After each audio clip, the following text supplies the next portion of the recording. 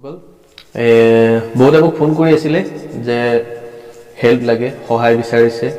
তেওঁলোকে ইএমআই ক্ষেত্ৰত গভৰ্ণমেণ্টে কৰোনা ভাইৰাছৰ কাৰণে আপোনালোকে সবে জানে যে 3 মাহৰ কাৰণে ইএমআই দিব নালাগে বুলি কৈছে কিন্তু ইএমআইটো দিলে ভাল হ'ব নে নিদিলে ভাল হ'ব তাৰ সম্পৰ্কে মই আপোনালোকক ডিটেইলছ জনাম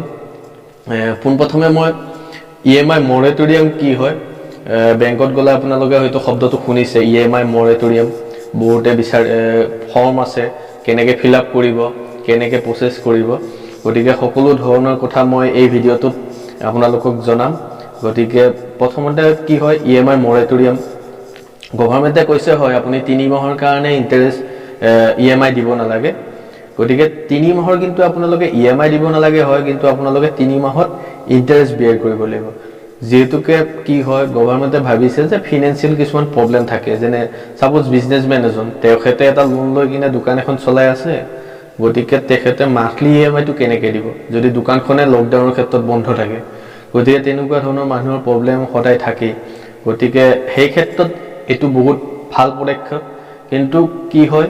যাৰ ফাইনান্সিয়াল মানে ষ্ট্ৰং আছে তেওঁলোকে যাতে ইএমআই মৰেটৰিয়ামৰ ক্ষেত্ৰত যাব পাৰে তেওঁলোকৰ এটো আপোনাৰ তেওঁলোকৰ নিজস্ব কথা কিন্তু নগলে বেছি ভাল কিয়নো তেওঁলোকে ইন্টাৰেষ্ট এডিশনাল যেটো ইন্টাৰেষ্ট হয় এডিশনাল ইন্টাৰেষ্টটো তেওঁলোকে বিয়াৰ কৰিব লাগিব গতিকে এটা মিছামিছি কি হয় আপোনাৰ বাৰ্ডেন এটা হৈ যায় গতিকে ফাইনান্সিয়াল যাৰ অসুবিধা তেওঁলোকে ইএমআই মৰেটৰিয়াম কৰিব পাৰে ইএমআই মৰেটৰিয়াম কৰিলে কি হয় সাপোজ আপুনি 3 মাহ লোন এটা লৈছে 5 বছৰৰ কাৰণে লোন এটা লৈছে সাপোজ 2 লাখ টকা ধৰিলো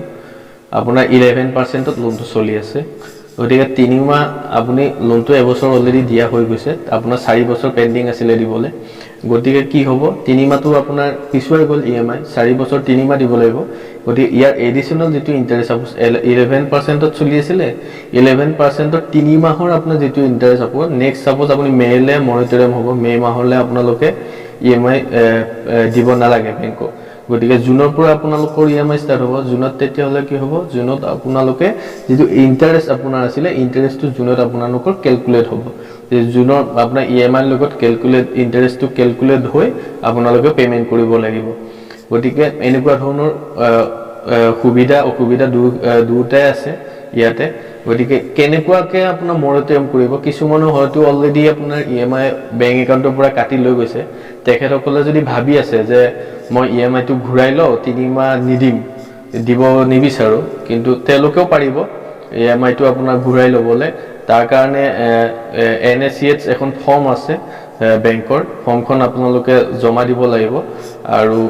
মই 3টা মান বেংকৰ কৈছো সাপোজ আপোনাৰ এসবিআই কেনেকৈ মৰেটৰিয়াম কৰে এসবিআই মই গোটেইখিনি আপোনাৰ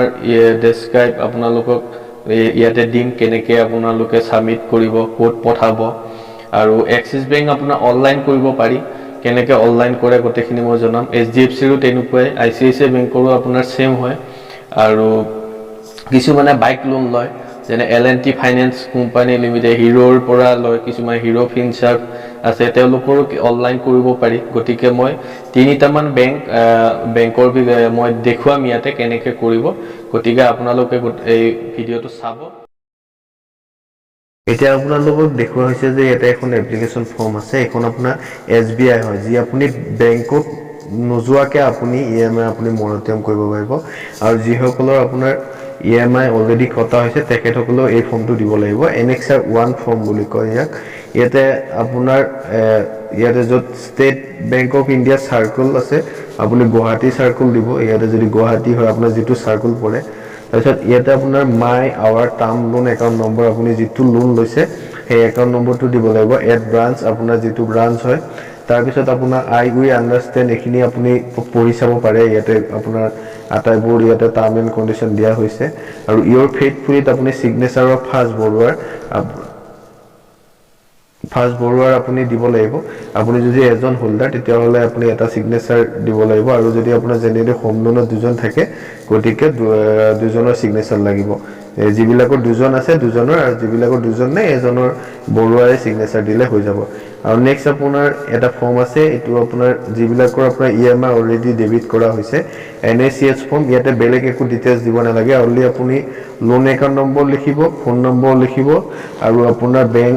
একাউণ্ট নম্বৰ আইএফসি যেটো বেংকৰ পৰা ইএমআই কটা হয় সেই বেংক একাউণ্ট নম্বৰ লিখিব আইএফসি কোডটো লিখিব আৰু লোন একাউণ্ট নম্বৰটো লিখিব ফোন নম্বৰটো লিখিব আৰু সিগনেচাৰৰ ফোল্ডাৰটো ইয়াতে আপুনি সিগনেচাৰটো কৰি দিব দি কিনে এই ফৰ্মটো লগতে এটাচ কৰি দিব লাগিব তাৰ পিছত আপুনি যদি বেংক যাব নোৱাৰে বিনা কাৰণত তেতিয়া হলে আপুনি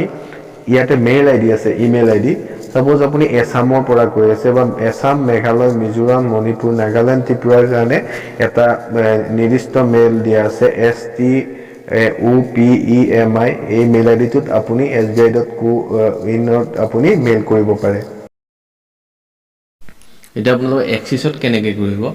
এক্সিছত আপোনাৰ ডেসক্ৰিপচনত লিংক এটা থাকিব কনসেন্ট ফৰ মৰেটৰিয়াম লিংকটো যেটা খুলিব এটু পেজ আহিব তাতে আপুনি ৰেজিষ্টাৰ মোবাইল নম্বৰটো দিব লাগিব দি কিনে আপুনি 205 টি ক্যাপচা নম্বৰটো দি সাবমিট দিব লাগিব সাবমিট দিয়াৰ লগে লগে আপোনাৰ এনেকুৱা এটা পেজ আহিব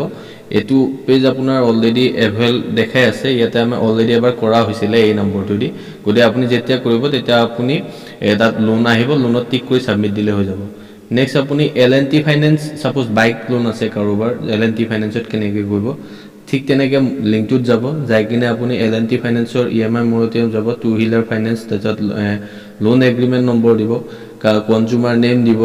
তাৰছত পিন কোড দিব ডেট অফ বাৰ্থ দিব দি কিনে আপুনি ক্যাপচাটো তাত টাইপ কৰি আপুনি সাবমিট দিয়াৰ লগে লগে ৰিকুৱেষ্টটো হৈ যাব মৰটৰিয়ামত তাৰপিছত গতিকে যদি আপুনি এই ভিডিঅ'টোৰ পৰা উপকৃত হৈছে তেনেকৈ লাইক এটা কৰিবলৈ নাপাহৰিব